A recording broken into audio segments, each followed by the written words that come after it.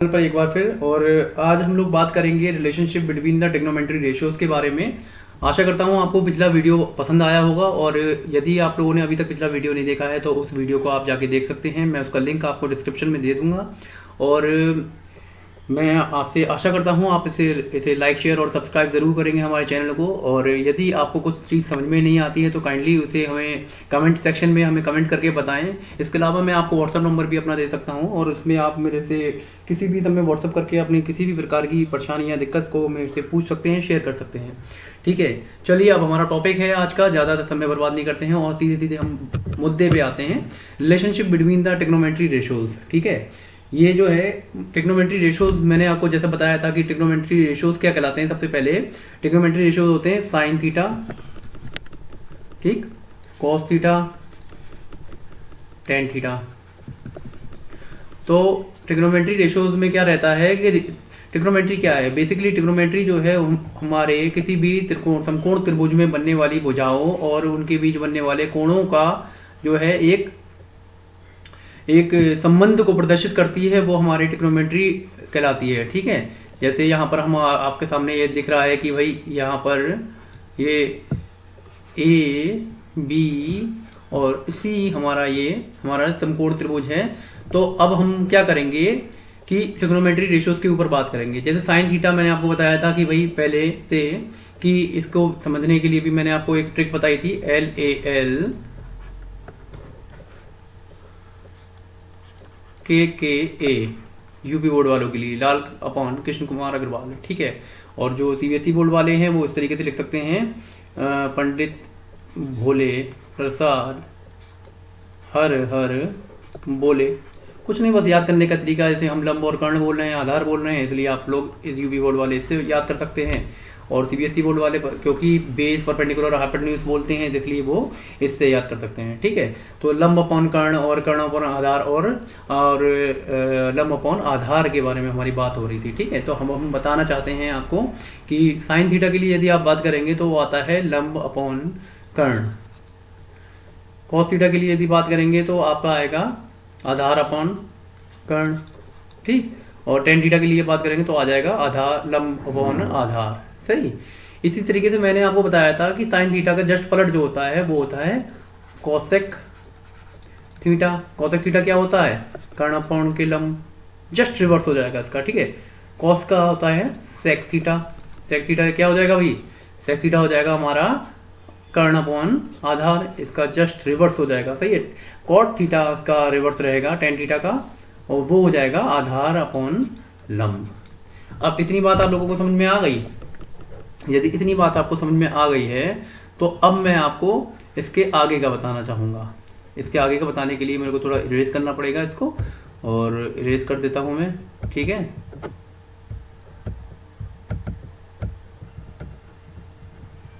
There is some problem, I think कुछ दिक्कत सी लग रही है,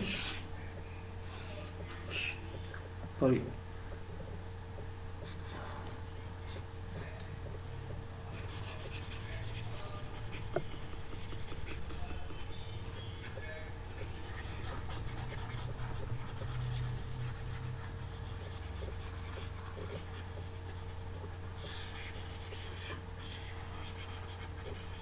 चलिए कोई बात नहीं, नहीं बिगड़ रहा है, कोई दिक्कत नहीं है।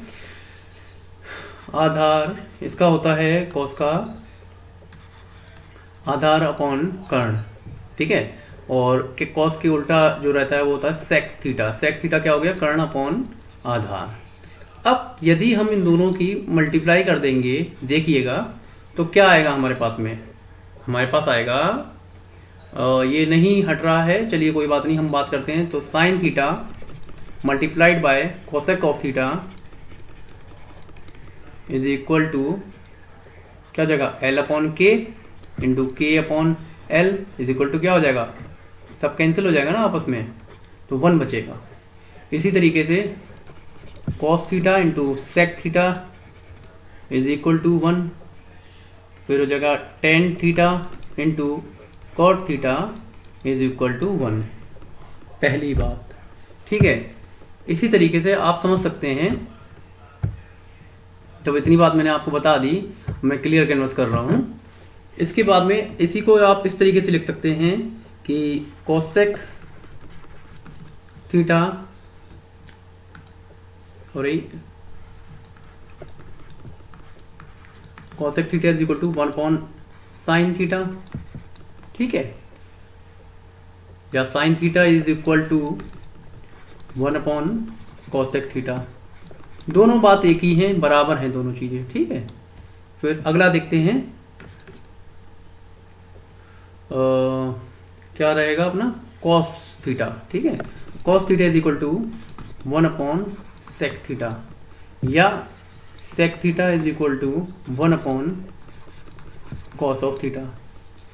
टेन के लिए बात कर लेते हैं, क्योंकि tan theta into multiplied by cot theta is equal to क्या था 1, तो tan theta is equal to क्या हो सकता है, tan theta is equal to 1 upon cot of theta, या cot theta is equal to 1 upon tan theta. तो बच्चों ये सब चीज़ें आपको थोड़ा सा याद रखनी पड़ेंगी। अब मैंने ये किस तरीके से आई ये भी मैंने आपको बता दिया है पहले ही, तो इन सब बातों को ध्यान रखते हुए आप आगे के काम करेंगे। अब मैं एक चीज़ आपको और बता देता हूँ कि साइन थीटा या कॉस थीटा का मान कभी भी 1 से अधिक नहीं होगा, जबकि सेक थीटा और कोसेक थीटा का मान सदैव 1 से अधिक या 1 के बराबर होगा। समझ रहे हैं? साइन थीटा और कॉस थीटा का मान कभी भी sine theta should not be greater than और इक्वल टू 1 और cos theta should not be equal to और ग्रेटर देन 1 नहीं होंगे, कभी भी 1 से बड़े या बराबर नहीं होंगे। जबकि आपका sec theta will always be greater than 1 और इक्वल टू 1। इसी तरीके से cosec theta will always be greater than 1 और इक्वल टू 1। तो ये भी एक कंडीशन है, प्रॉपर्टी है, इसको आप याद रखिएगा, ये आपको आगे चल के काम में आएगी। थोड़ा और आइडेंटिटीज मैं आपको बता दे रहा हूँ, इनकी प्रॉपर्टीज बता दे रहा हूँ, क्लियर कैनवस कर रहा हूँ। सब लोग बच्चों अपना नोट कर लो।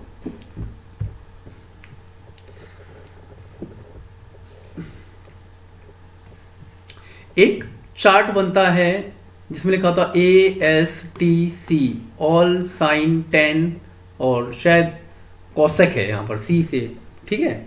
फिलहाल के लिए मैं अभी चार्ट नहीं बना रहा हूँ, मैं आपको बताता हूँ सीधे सीधे छोटी छोटी बातें कि किस तरीके से क्या चीज़ हो रही है। अब टेन थीटा की यदि बात कर ली जाए, अभी तक आप लोगों ने टेन थीटा शायद नहीं समझाया है, टेन थीटा को भी एक बार ध्यान से समझ लीजिए। टेन थीटा क्या हुआ फिर आपका, इतनी सब रामायण होगी, टेन थीटा रह गया बेचारा है। Sine theta upon cos theta बराबर कितना हो गया, टेन थीटा। अब बात कैसे समझेंगे आप कि भैया साइन थीटा क्या होता है, लंब अपॉन कर्ण, और कॉस थीटा क्या होता है, आधार अपॉन कर्ण। अब कर्ण से कर्ण कैंसिल हो गया, ठीक है, क्या बचा, लंब अपॉन आधार। लंब अपॉन आधार यानी tan theta is equal to क्या हो गया भैया, लंब अपॉन आधार ही तो होता है। तो टेन थीटा इस तरीके से साइन थीटा और कॉस थीटा का जस्ट पलट होता है। अब कॉट थीटा की यदि बात कर ली जाए तो कॉट थीटा इसका रिवर्स हो जाएगा, यानी आधार अपॉन के लंब, या फिर लिख सकते हैं cos theta upon sine theta. तो ये भी एक पॉइंट है, इसको आप नोट कर लीजिएगा कहीं पर भी, ठीक है। तो पॉइंट नंबर 1 यहाँ पर हो गया, पॉइंट नंबर 2 यहाँ पर हो गया। इस दोनों को आप याद कर लीजिए, लिख लीजिए, कहीं पर नोट कर लीजिए। देखिए जब जब मैं आपको पढ़ा रहा हूँ उस समय पे आप अपना नोट्स बनाते हुए चलिए, एक कॉपी पेन लेके बैठिए और उसके बाद में आप नोट करेंगे, तभी आपको फ़ायदा होगा। नहीं तो हमने रामायण सुनाई और रामायण सुन के चल देंगे, फिर बात खत्म, ना आपको कुछ समझ में आएगा, ना आप हमसे कुछ पूछेंगे। तो उस चीज़ को मेंटेन करते हुए रखिए, और जो मैं आपको बता रहा हूँ, जो जो आपको समझ में लग रहा है, समझने योग्य है, या फिर जो जो आपको ये लग रहा है हाँ मुझे नोट कर लेना चाहिए, क्योंकि आप 10th के स्टूडेंट हैं, यू आर एक sincere student, I think so. तो आपको एज ए सिंसियर स्टूडेंट आपको जो है इन सब बातों को याद करके रखना पड़ेगा। उसके याद करने के लिए आप अपना नोट्स बनाते हुए चलें साथ में, ठीक है सर। ओके, अब मैं आगे बढ़ता हूँ। आगे बढ़ने के साथ साथ मैं आपको बताना चाहूँगा कि 90, जैसे अब हमने एक बनाया था त्रिभुज, ठीक है, ये त्रिभुज हमने बनाया था। त्रिभुज में आप बात समझ लीजिए, हमने यहाँ के लिए बात कर ली थी, हाँ ये देखिए ये 90 डिग्री का एंगल है यहाँ पर, ये हमारा त्रिभुज जाके मिल गया, यहाँ पर हमने बना दिया थीटा, ठीक है। यहाँ हो गया हमारा क्या, एंगल हो गया 90। अब यहाँ वाला जो हम फाई बता रहे हैं, यदि त्रिभुज के ऊपर बात कर ली जाए तो ये फाई की वैल्यू क्या हुई, अब फाई की वैल्यू हो गई फाई की वैल्यू क्या होती है वैसे यदि बात करी जाए तो ये तीनों का जो जोड़ होगा थीटा प्लस फाई प्लस 90 कितना होना चाहिए 180। ठीक है, अब हमें कह रहे हैं कि फाई की वैल्यू हमें नहीं मालूम, अब आप बता दीजिए क्या होगी। तो क्या करेंगे, फाई क्या हो जाएगा, ये दोनों चीज़ें इधर गई, ये भी इधर गया ये भी इधर गया, तो क्या हो गया 180 माइनस 90 माइनस थीटा। अब 180 में से जब 90 चलेगा कितना बचा, तो 90 ही तो बचा, 90 माइनस थीटा।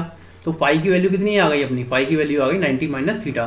तो हम इस जगह पे लिख सकते हैं कि ये 90 माइनस थीटा है। बात समझ में आ रही है। अब क्या होता है, कभी कभी क्या होता है, हमें ये एंगल ना देके ये एंगल ए मान लीजिए, यहाँ एंगल ए है, ये बी है और ये सी है। यदि हमें एंगल सी की वैल्यू हमें दी नहीं है, थीटा की वैल्यू दे रखी है, इसकी वैल्यू दे रखी है, अब हमें विद रेस्पेक्ट टू सी हमें बातें करनी है, उसके रेस्पेक्ट में हमें रेशो निकालना है। तो हम क्या करते हैं कि 90 माइनस थीटा लिख के हम आगे प्रोसीड कर सकते हैं जैसे। लेकिन जब आप 90 माइनस थीटा करेंगे प्रोसीड करने के लिए आगे, तो आपको क्या करना पड़ेगा कि भैया जैसे साइन थीटा है मान लीजिए, ठीक है, साइन 90 माइनस थीटा, तो इसकी वैल्यूज चेंज हो जाएंगी। साइन 90 माइनस थीटा हो जाएगा कॉस थीटा, ठीक है, कॉस थीटा में फिर वैल्यू लगेगी थीटा की। इसी तरीके से कॉस 90 माइनस थीटा है तो क्या हो जाएगा, ये भाई इसका रिवर्स हो जाएगा sine theta. Tan 90 minus theta आ जाएगा तो हो जाएगा ये कॉट थीटा। इसी तरीके से कॉट 90 माइनस थीटा आ जाएगा तो सॉरी यहाँ थीटा नहीं आएगा, 90 माइनस थीटा, 90 माइनस थीटा कभी आ जाएगा तो क्या लिखना पड़ेगा, इसको लिखना पड़ेगा टेन थीटा, टेन थीटा। अब सेक के लिए बात करते हैं, सेक आ गया यदि सेक 90 माइनस थीटा तो क्या हो जाएगा, ये हो जाएगा कॉसेक, कॉसेक थीटा। और कॉसेक 90 माइनस थीटा यदि आ जाएगा तो यहाँ हो जाएगा ये सेक थीटा। ये सब अभी पॉजिटिव में ही रहेंगे, ठीक है। इसके अलावा कुछ आइडेंटिटीज हैं वो मैं आपको और बताना चाहूँगा, आप इन सबको नोट कर लीजिए, ठीक है। इसको इसको इसको ये 6 की 6 जो आइडेंटिटीज हैं, जो प्रॉपर्टीज़ हैं, इनको आप नोट करके अपने पास में कहीं लिख लीजिए। पॉज कर लीजिए अपने वीडियो को, थोड़ा सा रोक के फिर आप देख लीजिए, क्योंकि हमें थोड़ा आगे और बढ़ना पड़ेगा जी। आई होप आप लोगों ने नोट कर लिया होगा। चलिए ठीक है, आगे बढ़ते हैं। तो बच्चों ये सब हम sine theta cos theta, sine theta cos theta tan theta पे पहुंच गए, फिर उसके बाद में सेक कॉसेक और कॉट थीटा पे पहुंच गए। उसके बाद में हम 90s में हमने 90 में पढ़ लिया, 90 माइनस थीटा पे भी पढ़ लिया। अब कुछ और आइडेंटिटीज या प्रॉपर्टीज आपके सामने हैं जो कि आप लोगों को नोट करनी चाहिए। तो नंबर 1 है आपकी, ये फॉर्मूलेज हैं, ठीक है, फॉर्मूलाज को आप याद रखिएगा। Sine square of theta plus cos square of theta is equal to 1, ठीक है। इसके बाद में आएगा sec square theta minus cosec square of theta is equal to 1। इसी तरीके से सॉरी यहाँ कॉसेक नहीं आएगा, यहाँ आएगा 10, ठीक है। ये जगह पे कुछ गड़बड़ हो गई, कोई बात नहीं। Cosec sec square theta minus 10 square of theta is equal to 1। उसके बाद में होना चाहिए cosec square of theta minus cot square of theta is equal to 1, जहाँ पर जो थीटा की वैल्यू है शुड बी लेस देन और इक्वल टू 90 टू 0 होना चाहिए, should be greater than 0 and 90 से छोटा होना चाहिए, ठीक है। तो आशा करता हूँ आपको ये सब बातें अभी समझ में आई होंगी, और इन तीनों प्रॉपर्टीज़ को भी आप नोट कर लीजिए अपने पास में। फिर मैं अब आपको आगे कुछ और इसके एप्लीकेशन समझाना चाहता हूँ, वो भी आप लोग इसी वीडियो में समझ लीजिए। और वीडियो कुछ लंबा हो जाएगा, कोई दिक्कत नहीं है, और समझने हमारा मेन उद्देश्य है कि हम आपको समझा पाएँ और बढ़िया समझा पाएँ, ठीक है। और यदि आपको मेरी स्पीड कुछ ज़्यादा तेज़ लग रही हो तो कोई बात नहीं, आप मेरे से दोबारा एक बार वीडियो सुन लीजिएगा, और दोबारा वीडियो सुनने के बाद में यदि कुछ समस्या फिर भी आती है मुझे कॉल कर लीजिए, मुझे व्हाट्सअप कर लीजिए, और मैं आपके और भी हर तरीके से आपकी हेल्प कर दूंगा। ठीक है, चलिए अब एप्लीकेशंस के ऊपर बात हो रही है, तो एप्लीकेशंस के ऊपर बात करने के लिए ये क्योंकि हमारे बेसिक्स चल रहे हैं तो हम बात करते हैं बेसिक्स की, और बेसिक्स में कुछ आपको समझाना चाह रहे हैं तो आप समझ लीजिए। जैसे बच्चों एक मीनार है, ठीक है, यहाँ कोई आदमी है जिसकी कुछ ऊंचाई है, और ये रहा, ये रहा। वो जब ऊपर की साइड मीनार की चोटी के लिए देखता है तो ऐसे करके एंगल बनता है, ठीक। और फिर जब वो नीचे की साइड देखता है तब भी कुछ एंगल बनता है।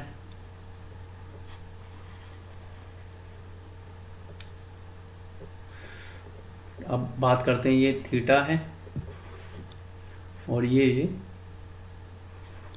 वाई है। तो ये जो लाइन है, ये लाइन भी हम आपको समझाते हैं क्या होते हैं। जब कोई वस्तु हमारे नेत्र के क्षैतिज तल से ऊपर स्थित हो तो हमें उस वस्तु को देखने के लिए अपना सर ऊपर उठाना पड़ता है। इस क्रिया में हमारे नेत्र एक कोण बनाते हुए ऊपर की ओर घूमते हैं, और इस कोण को हम क्या कहते हैं, उन्नयन कोण। ये जो थीटा है हमारा क्या कहलाएगा, उन्नयन कोण। इसके अलावा ये भी होता है कि जब कोई वस्तु हमारे नेत्र के क्षैतिज तल से, ये क्या है हमारा, ये कहलाएगा क्षैतिज तल, हॉरिजॉन्टल प्लेन, ठीक है, इंग्लिश में। तो यदि हम किसी वस्तु को इस तरीके से, हम किसी क्षैतिज तल से हम नीचे सर झुका के हमें देखना पड़ रहा है, तो उस समय पे बनने वाला कोण क्या कहलाएगा, अवनमन कोण।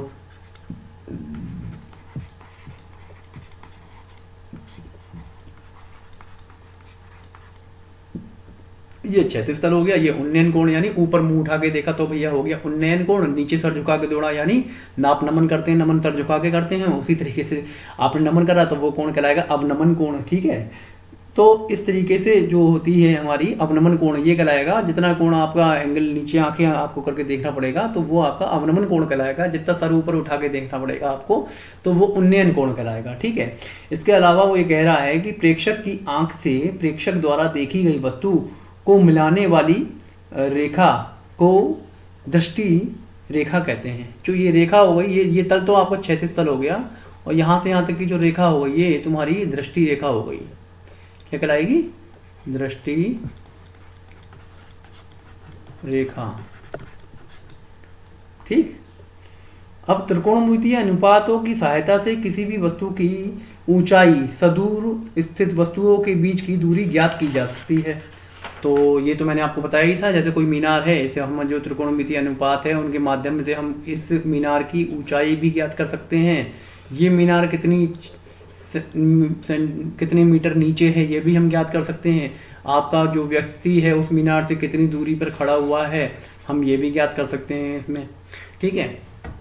तो मैंने तुम्हें एग्जाम्पल भी दिया था, बताया था कि भाई इस तरीके से जो है इनका मीनारों के ऊपर का मतलब डिस्टेंस निकल सकती है, कितनी दूरी पे हम खड़े हैं, कितनी ऊंचाई है उस मीनार की, ठीक है। इसमें कुछ नहीं, टेन थीटा लगेगा। इसमें टेन थीटा मतलब टेन थीटा की वैल्यू यदि तुम लगाओगे, थीटा यदि मान लो कुछ भी हो तो ये क्योंकि लंब है, ये आधार है, ठीक है, या फिर समझ लो परपेंडिकुलर है, ये बेस है। तो आप इसको समझते हुए चलना। अब जैसे आपको दो तीन चीज़ें दे रखी होंगी, या तो थीटा का वैल्यू दे रखी होगी, थीटा इज इक्वल टू 30 है, आधार की वैल्यू दे रखी होगी भैया कितना है 30 है मान लीजिए, और यहाँ दे रखा होगा कि आप लंब की वैल्यू यानी मीनार की ऊंचाई जो है ज्ञात कीजिए, ऊंचाई ज्ञात कीजिए। तो आप कैसे करेंगे, तो 1030 लगा लीजिए, 1030 is equal to L upon K A. L is equal to हमें मालूम नहीं है, एल निकालना है, ए की वैल्यू हमें मालूम है कि 30 है। तो ये जर्नल वाले उसमें है ही, इस वाले इस तरीके का यदि कोई आपका रहेगा तब आप करेंगे, ठीक है। अभी ऊपर वाले में थोड़ा सा अलग रहेगा, उसको मैं आगे आपको डिफाइन करूंगा, सही है। तो क्या है 1030 की वैल्यू कितनी निकली 1/√3, और ये 30 इधर पहुंच गया, √3 इंटू √3 कर दिए, 10√3 वैल्यू आ जाएगी।